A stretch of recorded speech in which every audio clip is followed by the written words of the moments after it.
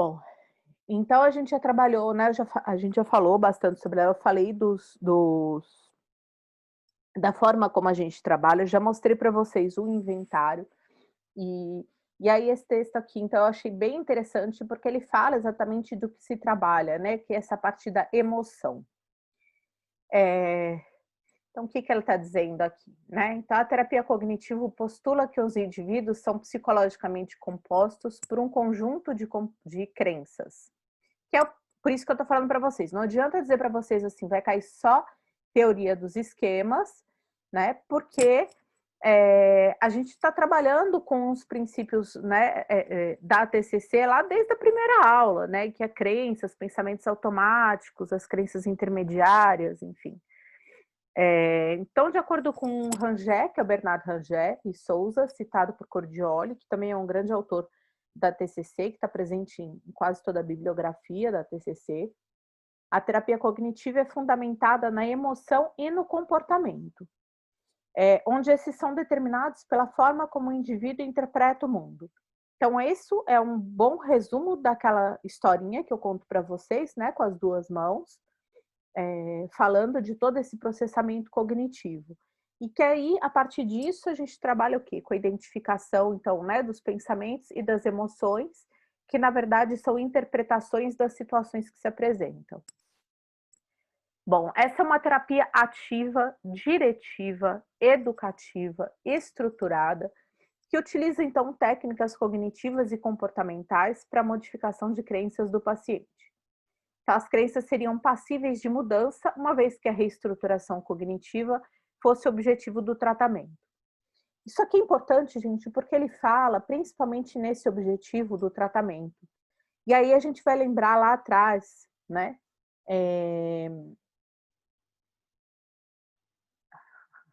Deixa eu aceitar o Antônio aqui. Ele está falando do que exatamente, né? Ok, Efigênia, obrigada. Então ele já começa falando aqui, né? Que a reestruturação, para que a reestruturação aconteça, é Boa preciso que. noite. Boa noite, Antônio.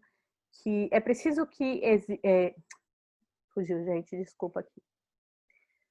Então, para que ocorra a reestruturação, é preciso que exista o desejo de mudança, né? E aí a gente coloca aqui como objetivo no tratamento. Isso tudo é feito lá no comecinho desse processo psicoterápico, né? Junto com a psicoeducação, quando a gente propõe ao paciente que junto com ele a gente estabeleça esses objetivos, correto? Então, quando essas crenças são mudadas, o indivíduo passa a modificar o comportamento e a carga emocional que acompanha a crença é diminuída ou até extinguida. Então, porém, as crenças centrais são muito rígidas e muitas vezes o indivíduo não consegue modificar seus pensamentos frente a elas, trazendo um grande sofrimento para o mesmo. Assim, pode-se observar que as mesmas foram adquiridas muito precocemente e formou-se uma memória de longa duração. Sempre que eu falo, né, ou inicio assim, a minha fala dentro da teoria dos esquemas, eu, Denise, acabo me lembrando daquele exemplo da criança, né? Da criança pequenininha que vai para a escola, porque eu acho que ele realmente ele fica muito, ele deixa muito evidente, né? Com o que os esquemas trabalham. Porque quando eu falo de uma criança de 2, 3 anos, ela não tem condições de processar aquela informação, né? A gente percebe o que a criança está sentindo. Ela não tem nem dentro dela ainda essa estratégias para identificar, né, o que ela está sentindo. Então, o que ela sente, vamos chamar aí de mal-estar, né? Que é aquela tristeza, aquela coisa. Ela não vai pensar assim, estou sendo abandonada, tá? E por que eu tô falando isso para vocês, gente? Porque mesmo nós, eu tô falando de uma criança, porque é fácil para a gente compreender, né? Que uma criança não faz isso, né? Uma criança não tem essa condição ainda. Mas nós adultos, nós temos, a gente faz isso, gente, o tempo todo. A gente identifica o que a gente sente o tempo todo? Ou a gente só fala assim, ai, hoje eu não tô bem. O que vocês acham? Eu me lembro no dia da aula de Às reforço, vezes sim, às vezes não. mas é difícil nomear, não é? É bem difícil nomear, porque talvez você tá com algum incômodo, mas você não sabe da ordem que vem, né? Exatamente. E aí que eu acho que a teoria dos esquemas, então, ela dá esse suporte para gente, né? Porque ela não fala tanto do processamento, eu estou falando agora enquanto teoria, tá, gente? Ela fala dessa capacidade que a gente tem ou que a gente pode adquirir, né? De identificar o que a gente está sentindo, de que mal-estar é esse, da onde vem esse mal-estar, né? Então, peraí, formou-se a memória de longa duração, né? Então, as memórias de longa duração, muitas vezes não são acessadas conscientemente. Deixa eu aceitar mais uma aqui.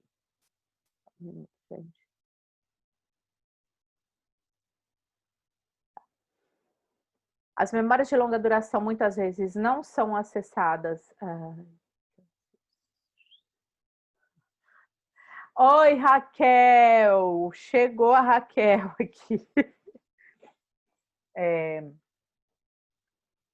Então, elas não são acessadas conscientemente, o indivíduo não consegue ter acesso a pensamentos racionais, pois forma-se, então, uma rede estruturada, interrelacionada de crenças que são ativadas em situações de estresse. Que é aquilo que eu falo sempre para vocês, gente, que é tão importante na teoria dos esquemas, que é essa coisa de você ter uma memória, né, principalmente para esse mal-estar. Né? Eu acho que isso é uma coisa que é fácil da gente identificar, né? Vamos pensar em numa coisa, em algo positivo. Por exemplo, quando você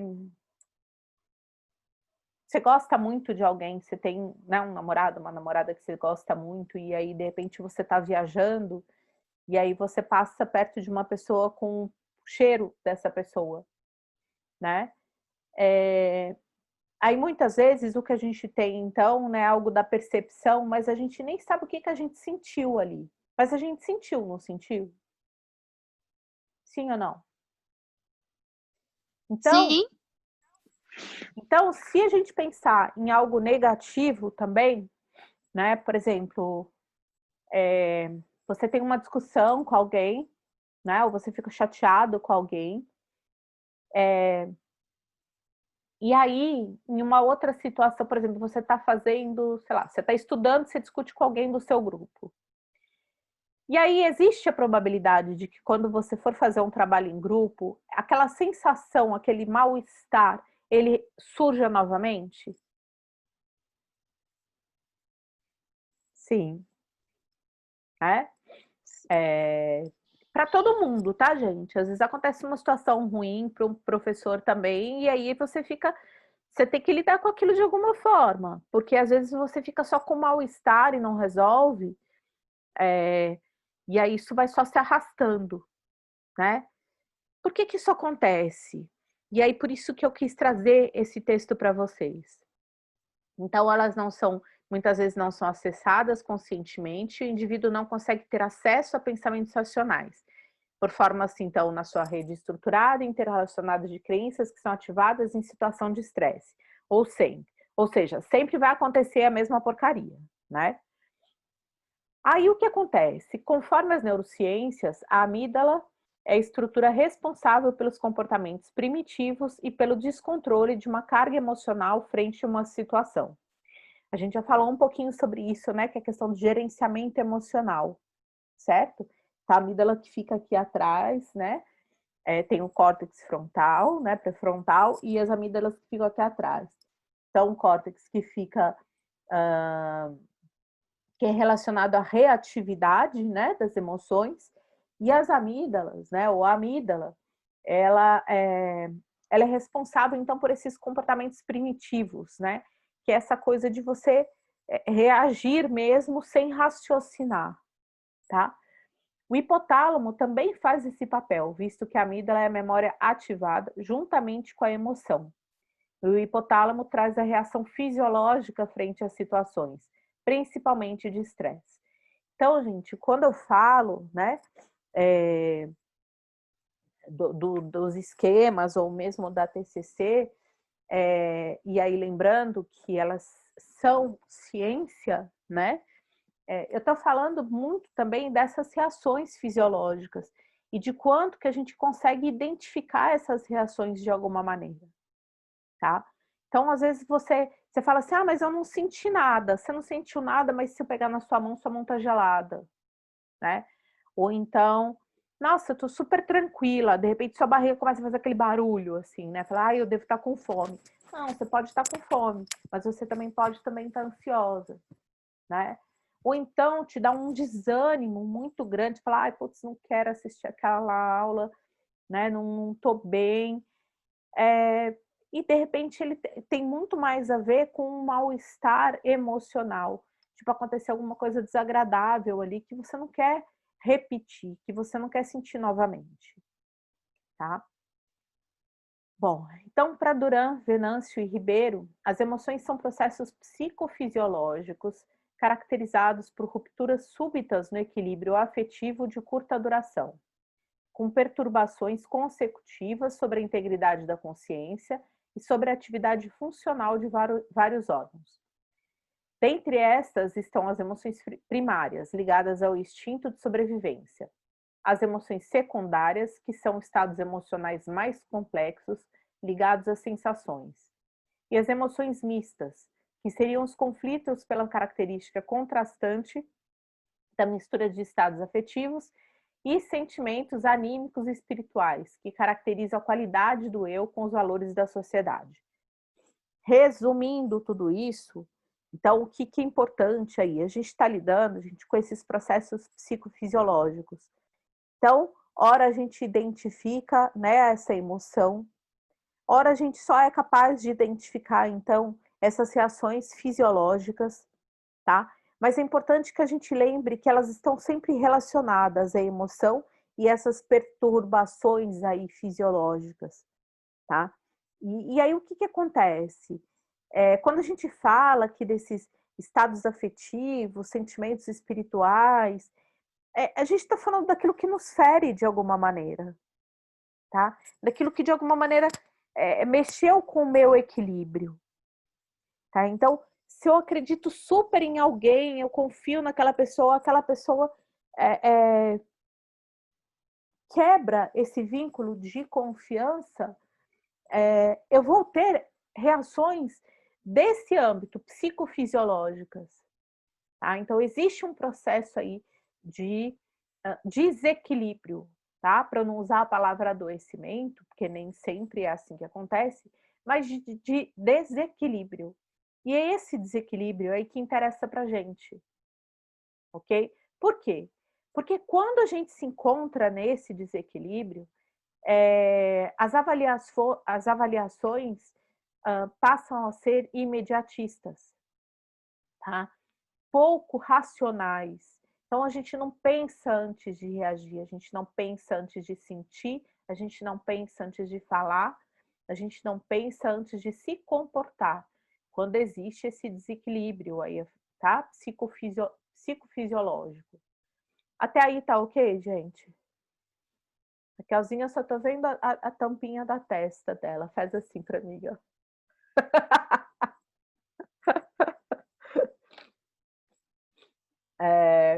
Bom, então o que acontece? No ano de 2000, né, o Albert Ellis e o Aaron Beck participaram de uma convenção anual em Washington, onde reconheceram o valor de algumas ideias do Freud, em particular o papel de destacar a importância dos processos mentais inconscientes na determinação do comportamento.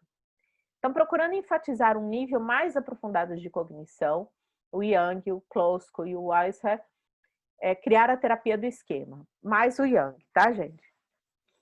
Um modelo integrativo de terapia que busca ampliação do entendimento da complexidade humana. Tá. Por que essa parte essa frase é importante para a gente?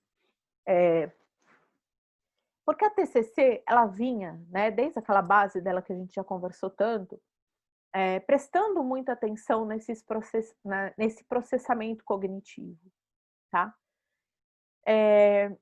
E o processamento cognitivo, ele vinha muito trabalhando também com os prejuízos, né, que um processamento mal feito ou pouco realista estava, né, proporcionando para a gente. Então, você fazia avaliações pouco realistas, as suas respostas também eram desadaptativas, ok? Quando entra a terapia dos esquemas, ele leva em consideração e ele diz muito da relação terapêutica, que quem assistiu a live quinta-feira escutou muito a Priscila falando sobre isso, né, da relação terapêutica, do quanto que é importante esse vínculo, mas principalmente das emoções, tá? Então, não só daquele, então tá aqui a situação, né? Sentimento, pensamento, sentimento, sensação corporal e comportamento, correto? Sim? Sim, vou considerar assim.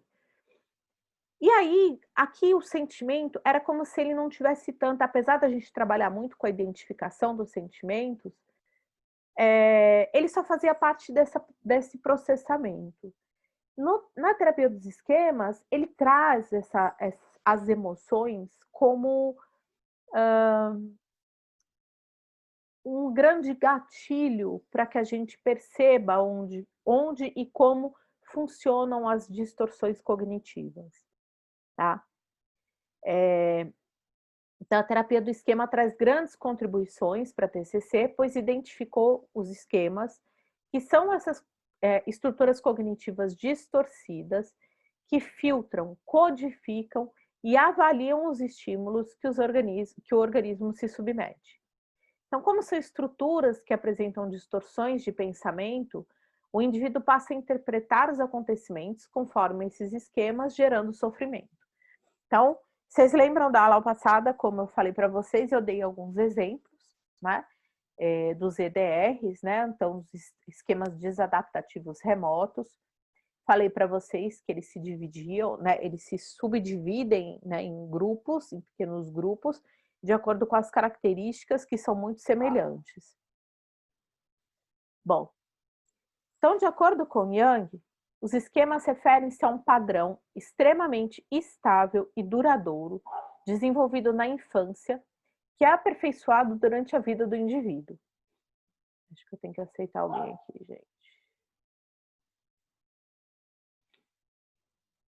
Então, essas são as crenças e sentimentos sobre si mesmo que são aceitos sem questionamentos, resistentes a mudanças e autoperpetuadores. Então, é a minha verdade absoluta, tá? E eu já falei dessas verdades absolutas quando eu falei das crenças para vocês lá atrás, tá? Então, vocês percebem que ela está totalmente, não sei se conectada, né, à TCC, tá? A gente não consegue pensar na teoria dos esquemas diferente da TCC. Fico com as siglas da TCC, me perco no significado. Tá. EDRs que eu falei é esquemas desadaptativos remotos. Lembra que eu coloquei as subdivisões deles? Que são aquelas características que, na verdade, a gente pode chamar o quê? Quando a gente fala dos EDRs, a gente está falando exatamente aqui desses esquemas mentais, tá? Que seriam o quê? A forma como a gente encontrou de reagir àqueles sentimentos, né, que surgiram a partir das necessidades básicas que não foram supridas. Vamos de trás para frente. Você é uma criança, você não tem, né, alguma necessidade essencial ali da sua formação suprida naquele momento, tá? E aí isso vai te causar aquele mal-estar que eu estou falando para vocês, ok? Que é aqueles sentimentos de menos-valia ou de abandono, enfim. Esse sentimento, ele passa a ser aqui, então, passa a ser parte de você, né? Que você já não questiona, é como se você acreditasse que a única coisa que você merece são esses sentimentos, tá? E aí isso vai formar o quê, então? Um esquema desadaptativo remoto, que são esses esquemas aqui, ó, resistentes à mudança, sem questionamentos e auto-perpetuadores, ou seja, que você vai fazer de tudo para que eles se mantenham na sua vida, mesmo sendo desadaptativos, tá? Deu, Raquel, para entender? Tá. Qualquer coisa você me fala aqui que eu repito. Então, Jung postula que esquemas nem sempre são conscientes, pois operam de forma sutil fora da consciência do indivíduo e quando são acionados. Então, eles desencadeiam emoções negativas extremas e pensamentos disfuncionais. Para a gente fugir desses pensamentos e dessas sensações, né, desses sentimentos tão negativos, a gente encontra, então, alguma forma de sobreviver, tá? Então, tem os esquemas e também tem a sua forma de sobrevivência, que é o que a gente trabalha depois, que são aquelas estratégias que a gente encontra, né? O inconsciente, por muito tempo, ele foi evitado pelos terapeutas cognitivos, mas analisando o funcionamento cerebral e seus mecanismos, sabe-se que existem memórias que não são acessadas pela consciência, pois desde criança o sujeito forma novas conexões através de estímulos ambientais e da nutrição, desenvolvendo assim o pensamento e os comportamentos.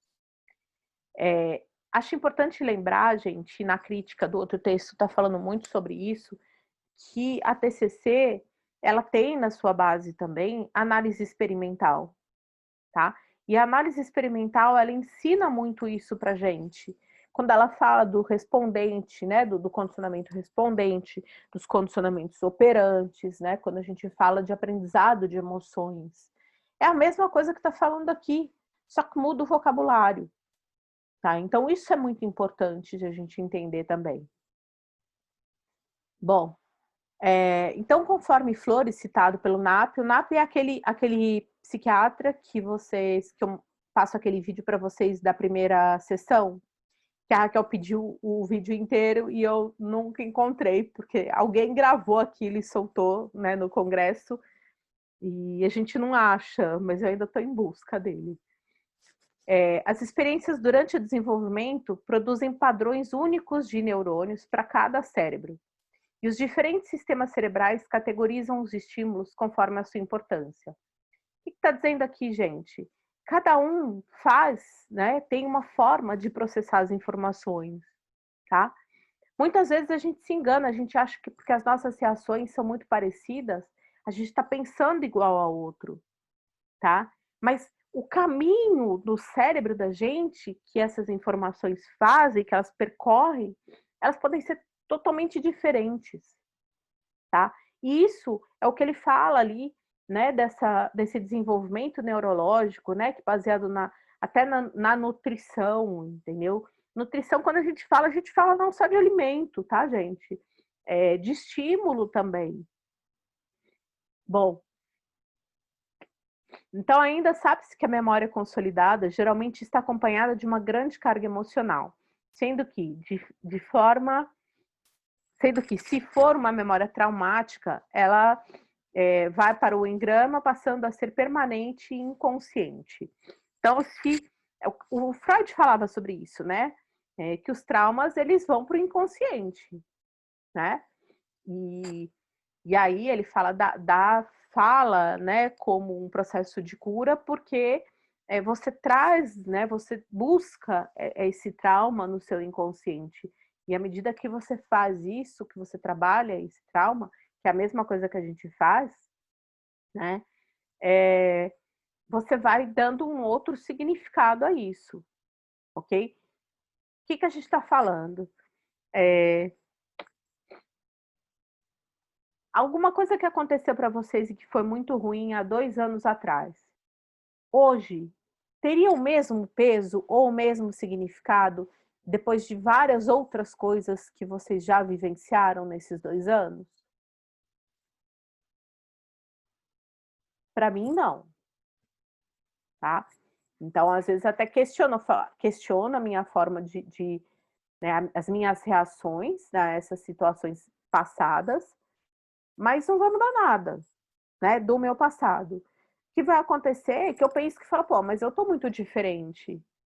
Então, provavelmente, as minhas reações também seriam diferentes, ok? Então, para Bear, Connors e Paradiso, né, o Paradise e Paradiso, o engrama é uma representação física ou a localização de uma memória, que também é conhecida como traço de memória. Ainda para os autores, as memórias de longa duração são aquelas que se podem recordar dias, meses ou anos após terem sido armazenadas. Já as de curta duração duram de segundos a horas e são vulneráveis a perturbações. Assim, algumas memórias de curta duração são gradualmente convertidas para a forma permanente através da consolidação de memória.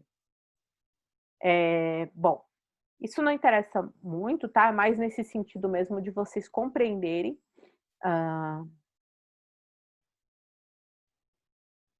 Perfeito. A Cláudia colocou assim, ó: superficialmente não, porém pode nos travar de alguma maneira a seguir em frente.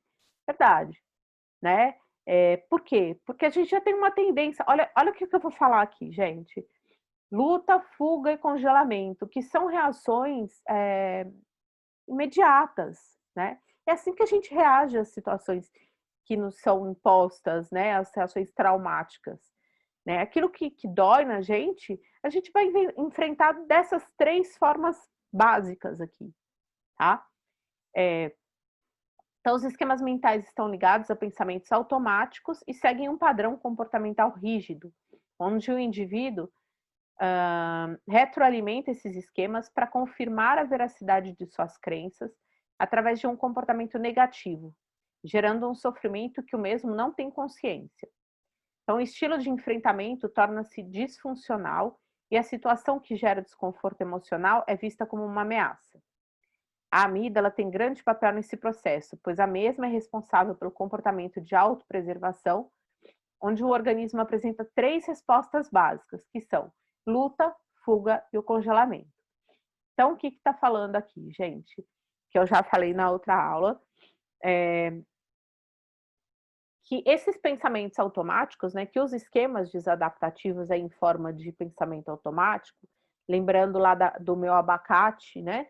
Então, da casquinha do abacate, ele vai fazer com que você se comporte de uma maneira muito rígida, tá? Então, você vai reagir sempre da mesma forma. O que tem em comum nessa reação com tantas situações aí diferentes? Ele está alimentando, de alguma maneira, esses esquemas, né, essas crenças, e para confirmar que elas são verdadeiras, tá? Então você alimenta aquilo, tipo, eu escolho a pior pessoa para fazer trabalho comigo, que é para eu aceitar, entendeu? Para eu validar a minha crença de que eu não sou merecedora de alguém que trabalhe comigo e que trabalhe cooperativamente, tá? Que faça uma parceria comigo.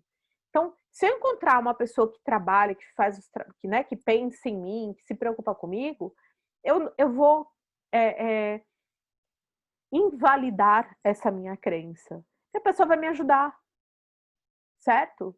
Então, não, na maioria das vezes eu vou recusar o convite dessa pessoa tão bacana e vou procurar aquela que é pior aluno de sempre, de todos, que é o mais preguiçoso, que some no dia do trabalho, que não quer fazer nada, que pede para o outro fazer por ele, enfim.